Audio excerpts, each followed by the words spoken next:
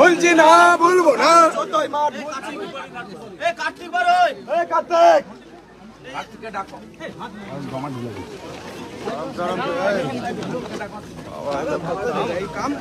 কার্তিক অথবা গাইরা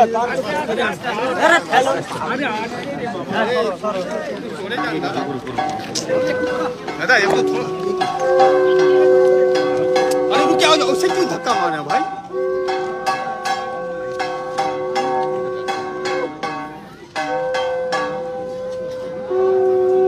इसको धक्का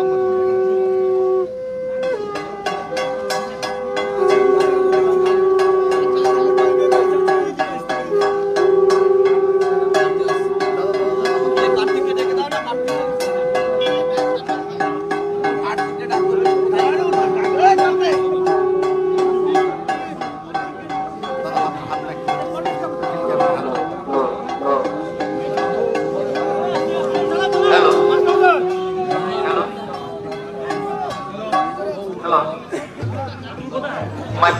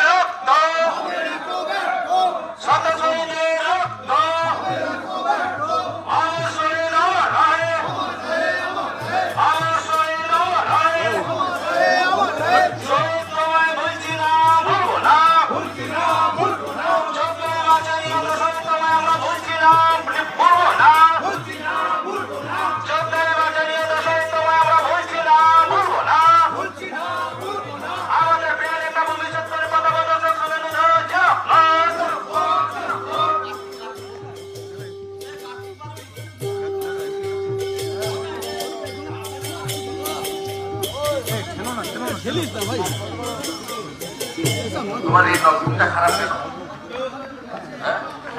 কাল সকালে নলকূপটা সারা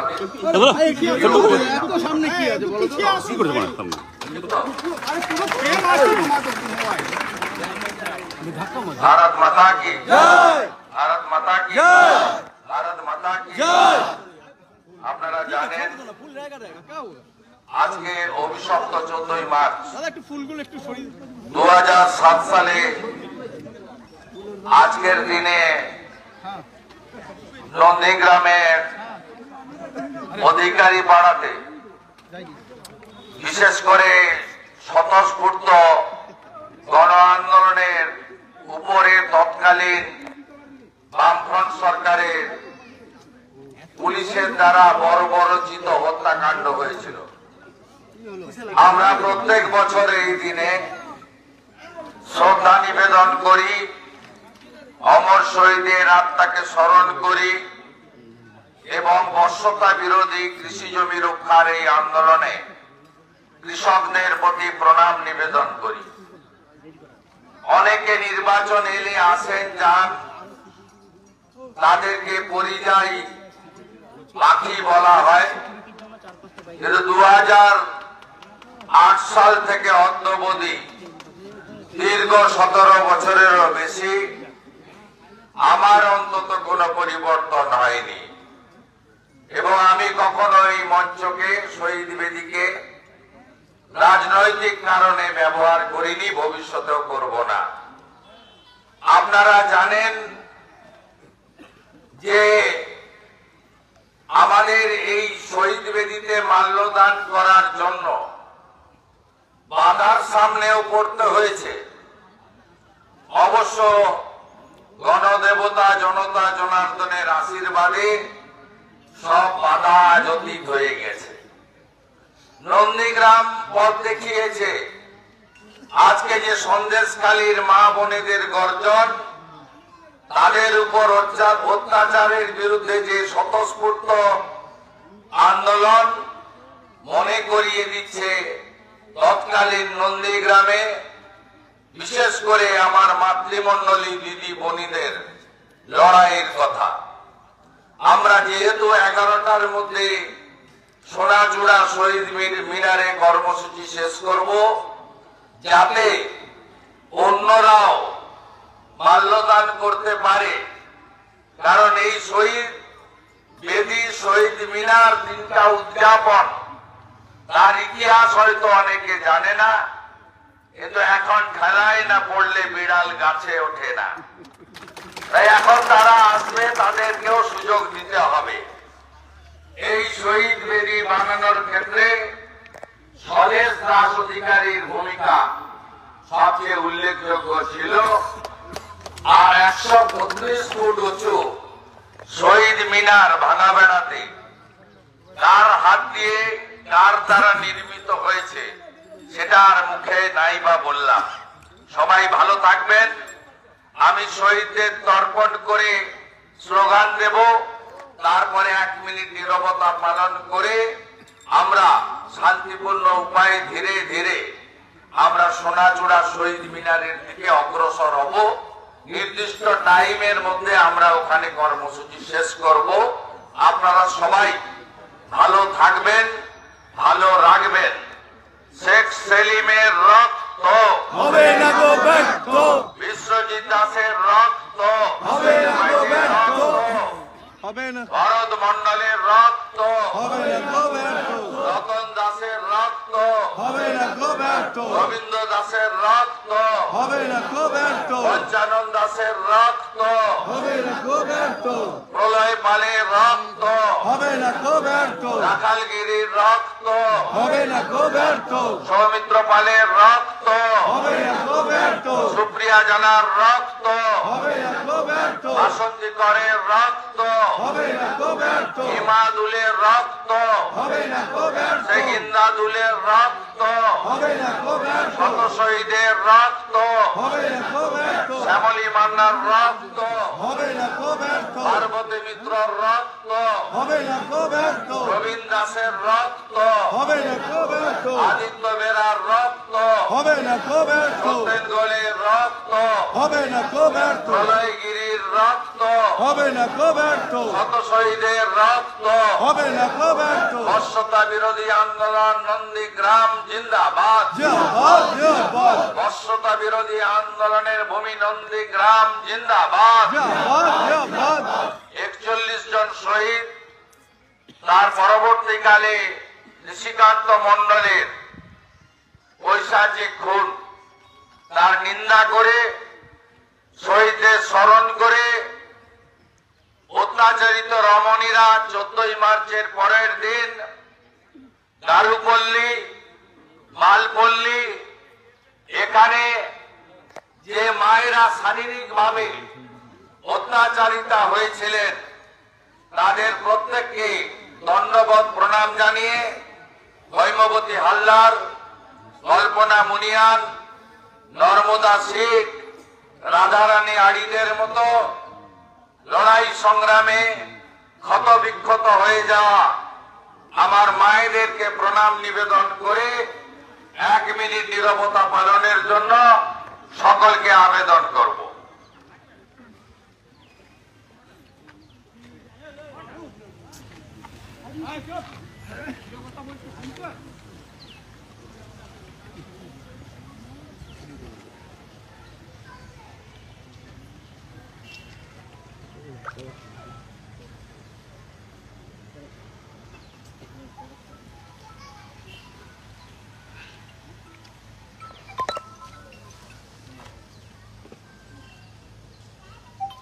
ओम शांति ओम शांति ओम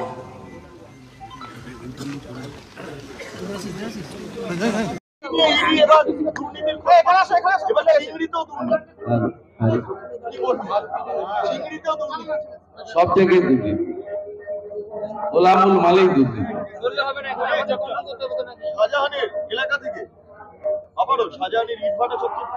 ওটা অনেক দূর যাবে, বাংলাদেশের সাতক্ষীরা অব্দি যাবে। এই মঞ্চে দাঁড়িয়ে আপনাকে শাহজাহান টানতে হচ্ছে কথাটা, মানে কেন? নন্দীগ্রামের মায়েদের সেদিনকের ভূমিকা দেখেছিলাম, সন্দেশখালীর মায়েদের ভূমিকা দেখেছিলাম। সেখানেও ভূমি লুট ছিল, জমির পর জমি, বিঘার পর বিঘা জমি নিয়ে জোর করে জলকর করে দেওয়া, সমস্ত ধানি জমিগুলোতে সেখানে জলকর করে তাদেরকে গায়ের জোরে। আমাকে তো শিবু হাজারার একটা ঘেরি দেখিয়েছে 723 একর, 10 বিঘা 8 বিঘা সব লোকের কাছ থেকে জমি জলকর কাউকে দেয় না। সেখানেও ভূমি লুণ্ঠন ছিল, সেখানেও নারী নির্যাতন ছিল, এখানেও নারী নির্যাতন ছিল। আমি উদাহরণ দিয়ে বলেছি। হৈমবতী হালদার মা এদিকে আসো তো, তোমার কোথায় গুলি মেরেছিল দেখো। উপর অত্যাচার হয়েছে। ও 14 মার্চের পরের দিন 15ই মার্চ গাড়ুপল্লী মালপাড়া একটা মহিলা কাউকে বাদ দেয়নি। সেদিনও প্রধান আসামি ছিল পুলিশ। যে দল করে থাকুক না কেন, আমি বলবো না, আমি বলবো সেদিনও পুলিশ এই ভূমিকা নিয়েছিল, শাসককে এলাকা পাইয়ে দিতে হবে। সেদিন ডিজি তারানিয়া, অরুণ গুপ্তা, রমেশ বাবুরা যা ভূমিকা নিয়েছিল, আজকে ঠিক রাজীব কুমাররা, সুপ্রতিম সরকাররা একই ভূমিকায় অবতীর্ণ সন্দেশখালী। তাই নন্দীগ্রামে গণ আন্দোলনের সময় আমরা বলতাম 42-এ ব্রিটিশ বিরোধী আন্দোলন মাতঙ্গিনী হাজরারা যেভাবে করেছিলেন, রাস্তা কেটে কাঠের গুড়ি ফেলে, তখন ওই থাম্বা ছিল, সেই থাম্বা ফেলে, ঠিক একইভাবে নন্দীগ্রাম করেছিল 42-এর আন্দোলনের মতো। আবার নন্দীগ্রামে যে আন্দোলন হয়েছিল, মাতৃশক্তি দেবী শক্তি, কাউকে ভয় না করে একদম চোখে চোখ রেখে, সেই একই লড়াই সন্দেশখালীতে টিভিতে আপনারা দেখেছেন, আমি নিজে দেখে এসেছি।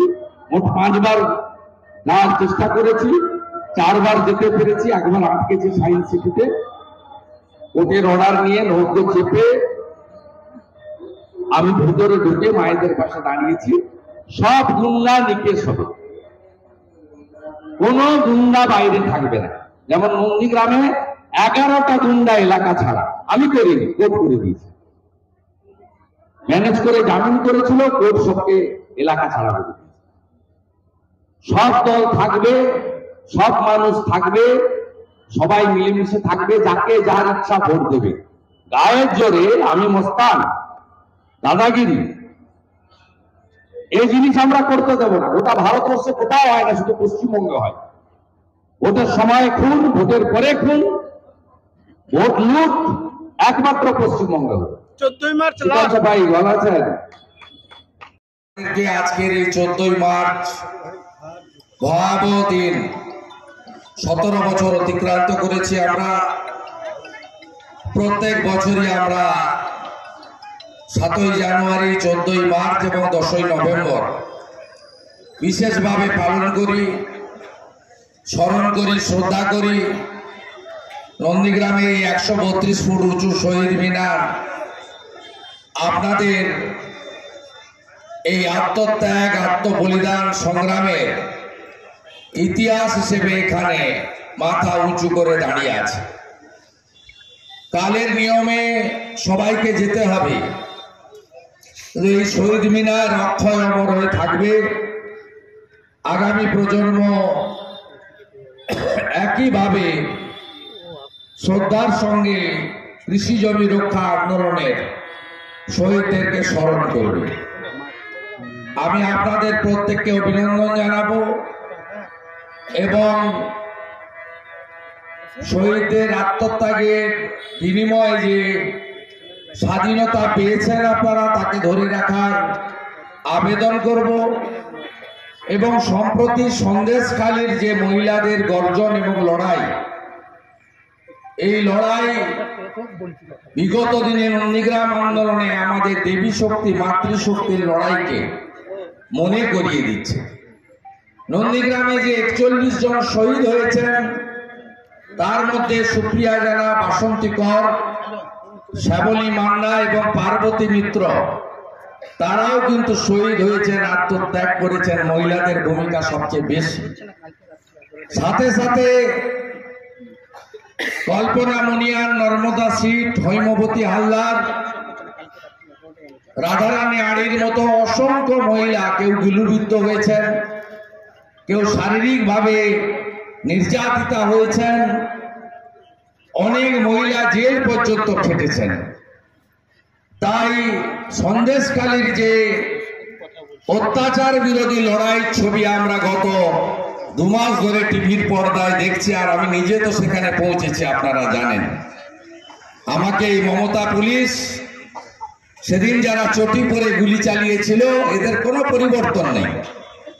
নতুন বোতল, পুরনো মদ।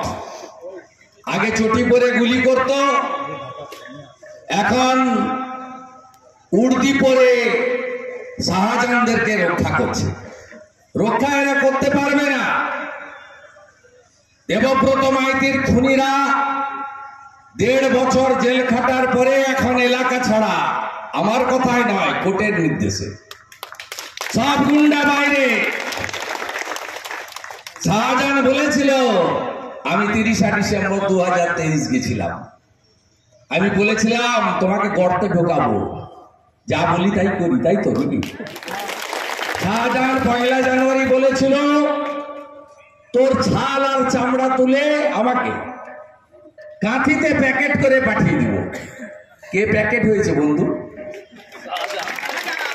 সবংশ প্যাকেট হয়ে গেছে। আমি আছি। আমি তো কয়েকদিন আগে সরবেড়িয়াতে তার প্রাসাদের সামনে দাঁড়িয়ে মিষ্টি খেয়ে খেয়ে বলছিলাম, কোথায় শাহজাহান? তাজমহল আছে, শাহজাহান নেই। পিসি আছে, শাহজাহান নেই। আপনারা সবাই আছেন তো আমার সাথে? মোদিজির সাথে আছেন তো? মোদি হ্যাঁ তো মুমকিন হ্যাঁ। দেশ রাখতে হবে আগে, দেশ, তাই তো? সবাই ভালো থাকবেন। আমি প্রথমে শহীদদেরকে প্রণাম জানাই। তৃণমূলের লাস্ট আপনি একটু হুঁশিয়ারি দিচ্ছেন, এটা লোকসভা 14 মার্চ। আপনি দেখছেন না আস্তে আস্তে ডাউন হচ্ছে। আমার সঙ্গে কি করেছে এখানে 21 সালে, 22 সালে, 22-এ আমাকে হাইকোর্টের অর্ডার নিয়ে আসতে হয়েছে। আমার এলাকা, আমি এখানকার ভোটার, এখানে জমি আমার আছে, আমি এদের অন্তরে ঢুকে আছি। কখন কি পদে থাকলাম রয়ে গেছে। এর সঙ্গে আর্থিক সম্পর্ক 2003 সাল থেকে আসি আমি। দেখা গেছে এর পরের বারে 1 টাকাও পাবেন না। 2023 ছাঁট মানুষগুলো ঘুরছে না, এদের 1 টাকাও পাবেন না। অনেককে দেখলাম আপনার সঙ্গে, আজকে দেখলাম অমিত শাহ বলছেন মুখ্যমন্ত্রী সিএ নিয়ে রাজনীতি করছেন, এই রাজনীতি বন্ধ হওয়া উচিত অবিলম্বে। বলছেন এমন কিছু তথ্য দিন যেখানে মানুষের নাগরিকত্ব চলে যাচ্ছে, সেটা লেখা আছে সিএ তে। আরে আমি কালকে রানাঘাটে বলেছি 20,000 লোকের সামনে, একটা লোকের নাগরিকত্ব গেলে আমার এমএলএ সিট থেকে রেজিগনেশনটা নিয়ে যাবেন। আমার চ্যালেঞ্জ মমতা ব্যানার্জি নিতে পারবেন? একটা লোকের নাগরিকত্ব যদি না যায়, আপনি রেজিগনেশন দিতে পারবেন তো? আপনার দোকান কাটা, নন্দীগ্রামে হেরো মুখ্যমন্ত্রী হয়েছে, আপনি পারবেন না, আমি পারবো। আমি বলছি তো আপনাদের, একটা লোকের যদি নাগরিকত্ব চলে যায়, আমার রেজিগনেশন লেটারটা নিয়ে যাবে। আমি এখানে 4 সালে দাঁড়িয়েছি, আমার জুতা জামা যা ছিল তাই আছে। আমি আজকে মাঝে মন্ত্রী, সাংসদ, এখন বিরোধী দলনেতা। আমার কোনো পরিবর্তন হয়েছে নাকি? আগে রাজ্য পুলিশ কটা ছিল সিকিউরিটি, এখন কেন্দ্রের পুলিশ আছে। এর ছাড়া কোনো পরিবর্তন আছে? কোনো পরিবর্তন আছে? কোনো পরিবর্তন নেই। আমি চ্যালেঞ্জ করছি, নাগরিকত্ব যদি কারণ না যায়, আপনি পদত্যাগ করবেন তো বিরোধী দলনেতার চ্যালেঞ্জ গ্রহণ করবেন। আপনি তো লিডার অফ দ্য হাউস, আমি লিডার অফ দ্য অপোজিশন। আমি বলছি আমি আমার এমএলএ সিট থেকে রেজিগনেশন দেবো। আমি শহীদ মিনার আর শহীদ ফ্যামিলিকে সাক্ষী দিতে বলবো। আপডেট কি আছে? আপডেট 22 সালে আমাকে ঢুকতে দিবে না। আমাকে তো একবার রাতে আসতে হয়েছে। বাপরে বাপ, একবার হাইকোর্ট থেকে অর্ডার নিয়ে আসতে হয়েছে। তো আমরা কুকুর মানুষের পায়ে কামড়ায়, মানুষ কখনো কুকুরের পায়ে কামড়ায় না। আমরা ভদ্রতা জানি, সভ্যতা জানি, আইন জানি। আমাদের নেতারা থানায় গিয়ে বলে এসেছেন আমরা 11টার মধ্যে সবাই চলে যাব, তারপরে পরিযায়ী পাখিরা যদি আসতে চায় আসুন, কোনো অসুবিধা নেই। এবছরটা ওদের লাস্ট আশা, পরের বছর আর পাবেন না এদের। যেমন হুমকি বন্ধ হয়ে গেছে, আমি বাইক করে এলাম, রতুমোড় থেকে সোনাচূড়া হয়ে বাইক করে এলাম। আগে খারাপ কথা বলতো, রাস্তায় গন্ডগোল করতো, এখন সে সাহস শেষ হয়ে গেছে। আর কথা দিয়ে গেলাম এই লোকগুলোর এটা এবছর লাস্ট, মিলিয়ে নেবেন আমার সঙ্গে। 25 সালে আপনি এদের দেখতে পাবেন না। তোমার দেখা নাই রে, তোমার দেখা নাই।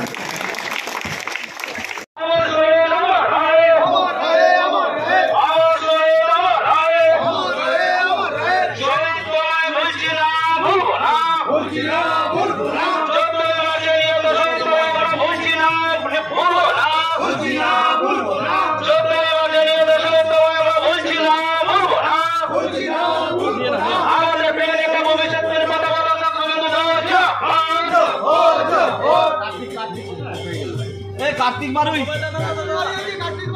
কোথায়? এদিকে এদিকে আসো।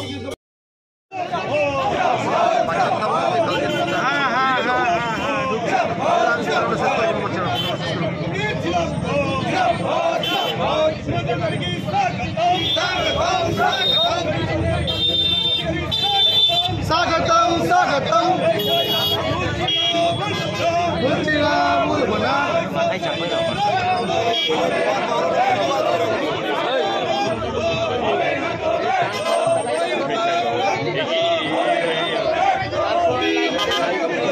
আমি চাই না।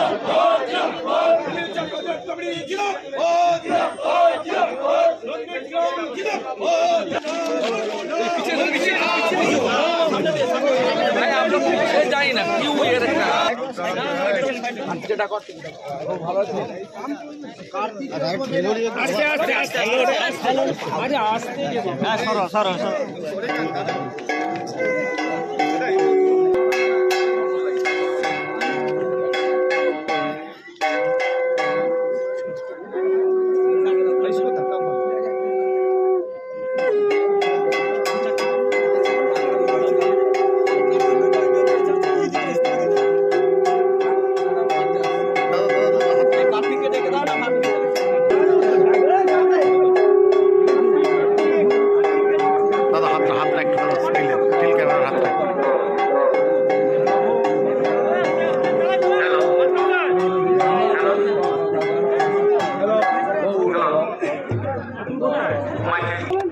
Oye,